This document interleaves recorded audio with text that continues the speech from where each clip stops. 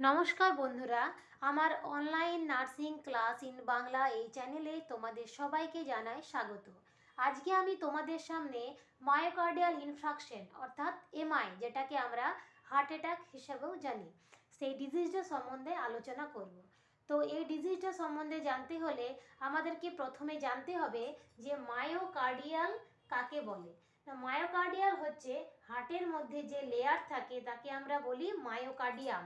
সেই মায়োকার্ডিয়ামের সেলসগুলোকে আমরা myocardial sell বলে থাকি।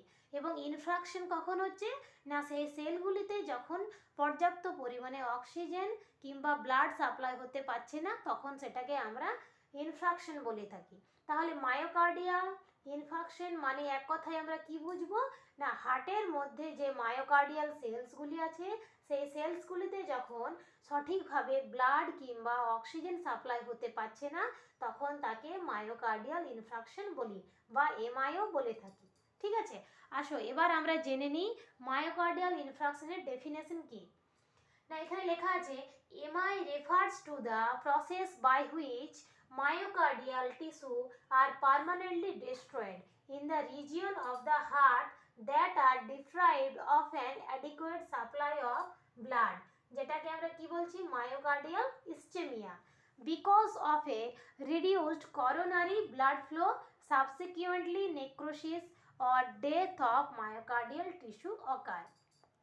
তাহলে MI refers to the process, MI হচ্ছে এমন একটা প্রসেস যেখানে কি হচ্ছে by which myocardial tissue are permanently destroy, হার্টের মধ্যে যে মায়োকার্ডিয়াল টিস্যুগুলো থাকে সেই টিস্যুগুলো পার্মানেন্টলি ডেস্ট্রয় হয়ে যাচ্ছে, মানে পার্মানেন্টলি ভাবে ধ্বংস হয়ে যাচ্ছে in the region of the heart, হার্টের মধ্যে যে মায়োকার্ডিয়াল সেলগুলো আছে সেগুলি পার্মানেন্টলি ডেস্ট্রয় হয়ে যাচ্ছে।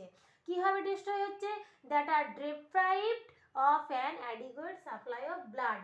কি কারণে ডিস্ট্রয় হয়ে যাচ্ছে না, সেখানে ঠিকমতোভাবে ব্লাড সাপ্লাই হতে পারছে না, অ্যাডিকুয়েট ব্লাড সাপ্লাই থেকে সেই মায়োকার্ডিয়াল সেলগুলি ডিপ্রাইভ থাকছে। ডিপ্রাইভ মানে হচ্ছে বঞ্চিত।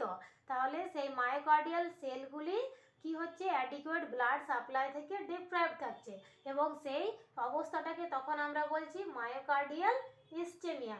তাহলে মায়োকার্ডিয়াল ইসচেমিয়া মানে আমরা কি বুঝবো না, হার্টের মধ্যে যে মায়োকার্ডিয়াল সেলগুলি আছে সেই সেলগুলিতে যখন পর্যাপ্ত পরিমাণে ব্লাড এবং অক্সিজেন পৌঁছাতে পারছে না, তখন সেই অবস্থাটাকে বলা হচ্ছে মায়োকার্ডিয়াল ইসচেমিয়া। কিন্তু মায়োকার্ডিয়াল ইসচেমিয়া যখন হয় সেখানে সেই মায়োকার্ডিয়াল সেলগুলো কিন্তু তখনও পর্যন্ত ভায়াবেল থাকে, মানে সেই সেলগুলি তখনও তাদের ফাংশনগুলি করতে পারে। কিন্তু বারে বারে এই রকম মায়োকার্ডিয়াল ইসচেমিয়া হতে হতে এক সময় দেখা যায় সেই মায়োকার্ডিয়ামটা এক সময় পার্মানেন্টলি ডিস্ট্রয় হয়ে যায়। এখানে দেখো লেখা আছে because of A reduced coronary blood flow. তো এবার আমরা জানবো কিভাবে, কি কারণের জন্য মায়োকার্ডিয়ালের সেলগুলি ব্লাড থেকে পর্যাপ্ত পরিমাণ ব্লাড এবং অক্সিজেন থেকে ডিপ্রাইভ হচ্ছে। কি কারণের জন্য না, রিডিউস করোনারি ব্লাড ফ্লো।